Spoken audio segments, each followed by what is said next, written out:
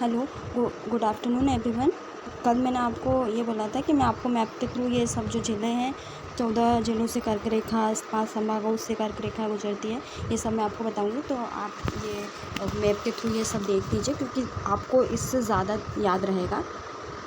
और मैंने बोला था जो कर्क रेखा है वो 14 ज़िलों से गुजरती है।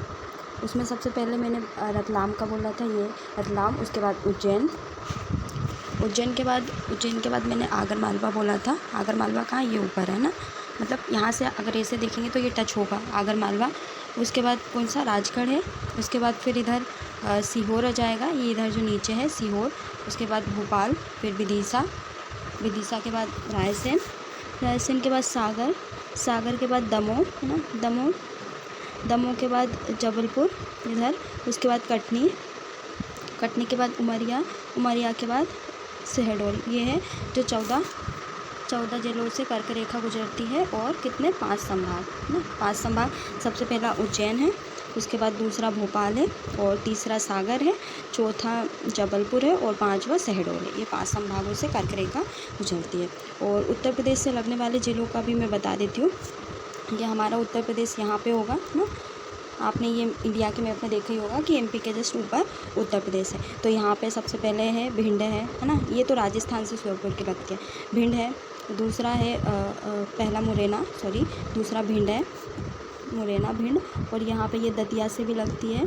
दतिया के बाद है शिवपुरी से भी थोड़ी यहाँ पे लगती है ना, शिवपुरी के बाद अशोकनगर के बाद ये सागर से भी लगती है उत्तर प्रदेश की सीमा। उसके बाद टीकमगढ़ निवाड़ी जो नया बना है ज़िला, छतरपुर है ना।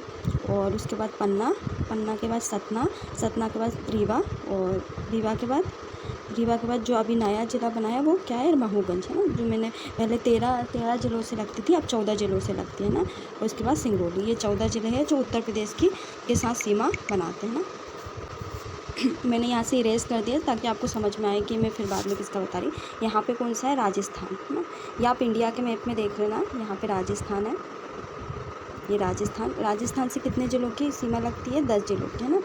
कल ही मैंने आपको बता दिया, तो आपको बस मैप के थ्रू सबसे पहले हम इधर से देखेंगे। झाबुआ एक हो गया, ये रतलाम हो गया, मंदसौर हो गया, नीमच हो गया है ना। नीमच के बाद इधर ये आगर मालवा हो गया, नीमच के बाद आगर मालवा।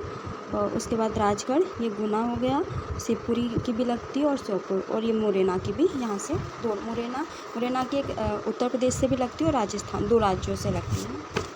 इसके बाद हम महाराष्ट्र की देखेंगे। महाराष्ट्र ये नीचे साइड आ जाएगा। महाराष्ट्र की कितने ज़िलों के साथ लगती है, पहले 9 के साथ लगती थी, वर्तमान में कितने के साथ, 10 के साथ लगती है। सबसे पहला अलीराजपुर है, फिर बड़वानी है, खरगोन, ये बुरहानपुर, और ये खंडवा हो गया। खंडवा के बाद बैतूल, ये आपको दिख ही रहा है, बैतूल, पांडुना, और छिंदवाड़ा, सिवनी, और बालाघाट। ये इधर तक आपको क्या मिल जाएगा, महाराष्ट्र। तो ये 10 ज़िलों से लगती है। और छत्तीसगढ़ अपना यहाँ पर हो जाएगा है ना। छत्तीसगढ़ से भी कितने, 7 ज़िलों से सीमा साझा करता है। सबसे पहले सीधी, सिंगरौली, ये 2 तो यही हो गए। उसके बाद शहडोल, अनूपपुर, डिंडोरी, और ये मंडला, और बालाघाट महाराष्ट्र से भी सीमा साझा करता है, और छत्तीसगढ़ से भी सीमा साझा करता है।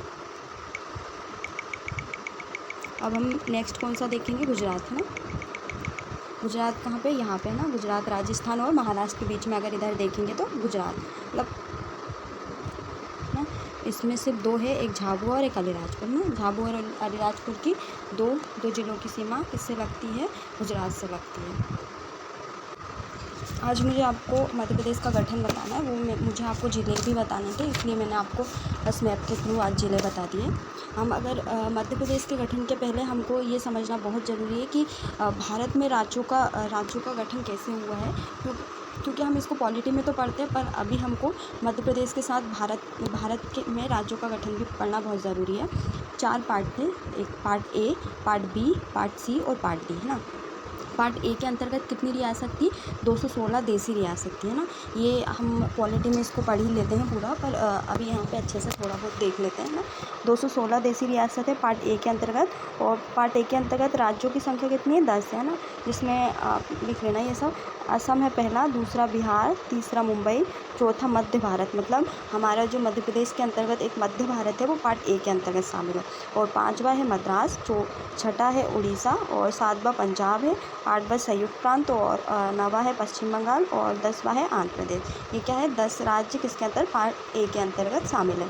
और पार्ट बी के अंतर्गत कुल कितनी देशी रियासत, 275 देशी रियासत है, और जिसमें राज्यों की संख्या कितनी है, 8 है।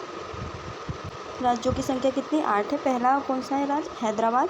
दूसरा जम्मू कश्मीर। तीसरा है मध्य भारत, जो हमारे मध्य प्रदेश के अंतर्गत शामिल है। और चौथा है मैसूर। पांचवा पेप्सू, जिसे पटियाला भी बोलते हैं, या पश्चिमी पंजाब भी बोलते हैं। और उसके बाद है राजस्थान। 7वां सौराष्ट्र, मतलब गुजरात बोलते थे पहले। और 8वां है त्रावणकोर, मतलब कोचीन भी इसको बोलते हैं। और पार्ट सी के अंतर्गत 61 देशी रियासत है। राज्यों की संख्या कितनी है, इसमें 10 है। और सबसे पहला है अजमेर, दूसरा है बिलासपुर, तीसरा भोपाल भी इसके अंतर्गत शामिल है।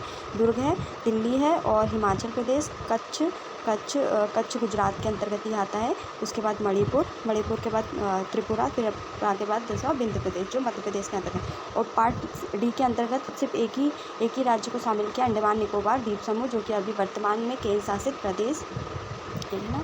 अब मध्य प्रदेश के संदर्भ में देख लेते हैं। मध्य प्रदेश के अंतर्गत 79 देशी रियासत को शामिल किया गया। देश से 79 देशी, जिसमें पार्ट ए के अंतर्गत कौन, centre, province and Berar, centre, province and Berar बोलते हैं, सेंटर, प्रोविंस एंड बरार, है ना। इसमें क्या, छत्तीसगढ़ और बघेलखंड को मिला के क्या, पार्ट ए में, जिसको सेंट्रल प्रोविंस या मध्य प्रांत के नाम से भी जानते हैं, इस पर जो ब्रिटिश सरकार का प्रत्यक्ष नियंत्रण था ना, छत्तीसगढ़ और बघेलखंड को मिलाकर मध्य प्रांत को बनाया गया। सेंट्रल प्रोविंस की स्थापना कब हुई थी, 2 नवंबर 1861 को सेंट्रल प्रोविंस की स्थापना। और बरार की स्थापना क्या, हैदराबाद से अलग कर 1936 में की गई थी। किसकी स्थापना, बरार की। और मध्य प्रांत के अंतर्गत 15 रियासतों को शामिल किया गया, जिसमें अभी कुछ प्रमुख को हम देख लेते हैं, जैसे महाकौशल, जो जबलपुर के अंतर्गत, जो वर्तमान में मध्य प्रदेश के अंतर्गत है, खेरागढ़, जो छत्तीसगढ़ में है, विदर्भ, जो नागपुर महाराष्ट्र में चली गई है, मकड़ई, जो वर्तमान में मध्य प्रदेश के अंतर्गत है, हरदा में है, कोरिया, जो छत्तीसगढ़, और सरगुजा, ये भी छत्तीसगढ़ में है, बस्तर, जो सबसे छोटी है, ये आप नोट कर लेना, ये सबसे छोटी रियासत है बस्तर, जो छत्तीसगढ़ के अंतर्गत है। और इसकी राजधानी किसको बनाया गया था, नागपुर को इसकी राजधानी बनाया गया था। मुख्यमंत्री कौन थे, रविशंकर शुक्ल को, और गवर्नर राघवेंद्र राय को बनाया गया था। किसको, राघवेंद्र राय को बनाया गया था। ये सब सारी चीज़ें पार्ट ए के अंतर्गत शामिल किया गया। और पार्ट बी के अंतर्गत मध्य भारत को शामिल किया गया, जिसमें अप्रत्यक्ष नियंत्रण था ब्रिटिश सरकार का। इसमें कुल 25 रियासतों को मिलाकर 1948 में पार्ट बी मध्य भारत का निर्माण किया गया। किसका, मध्य भारत का निर्माण। पार्ट बी के अंतर्गत ही हम देखते हैं दो राजधानियाँ थी। पार्ट ए के अंतर्गत एक राजधानी थी, जिस राजधानी क्या थी, नागपुर। पार्ट बी के अंतर्गत 2 राजधानी, एक शीतकालीन राजधानी जिस ग्वालियर को बनाया गया था 6 महीने के लिए, और ग्रीष्मकालीन राजधानी किसको बनाया था, इंदौर को, ये भी 6 महीने के लिए थी।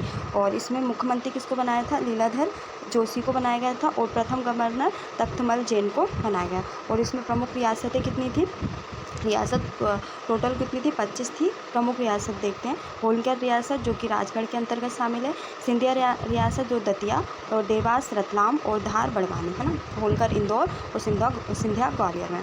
पार्ट सी, ये पार्ट बी का पढ़ा था हमने। पार्ट सी के अंतर्गत विंध्य प्रदेश को शामिल किया गया, जिसमें बुंदेलखंड और बघेलखंड को मिलाकर 1948 में विंध्य प्रदेश को बनाया गया था। और अगर ऑफिशियल दर्जे की बात करें तो 1 जनवरी 1950 को दर्जा दिया गया था। इसमें 38 रियासतों को शामिल किया गया था।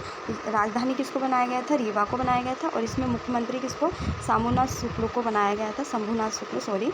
और प्रमुख रियासत कौन सी, रीवा, नौगांव के अंतर्गत, और पन्ना अजयगढ़ के अंतर्गत, ओरछा मेहर के अंतर्गत, मेहर, और छतरपुर बीजावर के अंतर्गत शामिल किया गया है ना। और पार्ट सी को भी किसके अंतर्गत, भोपाल को पार्ट सी के अंतर्गत शामिल किया गया, और विंध्य प्रदेश को भी पार्ट सी के अंतर्गत। मतलब मध्य प्रदेश में पार्ट डी का कोई 1 जून 1949 को भोपाल का भारत संघ में विलय कर दिया गया।